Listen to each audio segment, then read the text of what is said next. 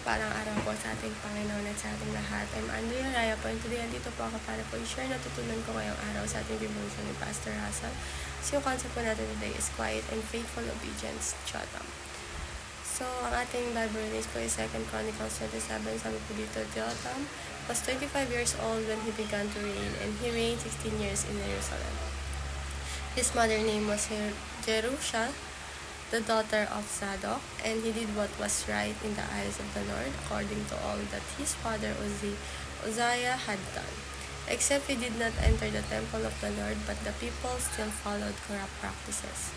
So, ang ating teaching po ngayong araw, first teaching po natin ay a quiet and faithful obedience is pleasing in God's eyes. So, ang tahimik at tapat na pagsunod ay mahalaga sa Diyos. Hindi kailangan laging napapansin ng tao ang ginagawa natin para maging valuable ito sa Diyos. Kahit sa simpleng obedience at faithfulness lang na walang nakakakita, natutuwa pa rin yung Diyos dito. To a nation suffers when its people are corrupt. So, naghihirap ang isang bansa kapag corrupt ang mga tao, kapag maraming tao ang gumagawa ng mali, nagsisinungaling o puro sarili lang ang iniisip. Naapektuhan ang buong bansa, pinapakita nito na mahalaga ang tamang ugali at pamumuhay sa bawat isa. And number 3, an unshakable person is established in the ways of God. So, ang taong matatag ay nakabase sa paraan ng Diyos. Madaling matinag ang tao kapag wala siyang matibay na foundation. Pero kapag ang buhay natin ay nakabase sa salita at ways ng Diyos, mas nagiging matatag tayo kahit may problema o pagsubok.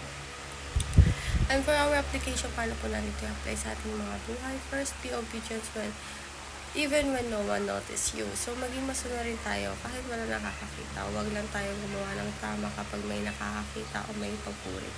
Ang tunay na obedience ay ginagawa natin kahit tahimik at walang nakakapansin. To be faithful with what you have, your life, time, and resources. So, maging faithful tayo sa buhay, oras, at resources natin. Gamitin natin ng tama yung oras, talent, pera, at opportunity na binigay ng Diyos sa atin. Kahit maliit lang ang meron tayo, pwede pa rin natin itong gamitin para sa mabuti.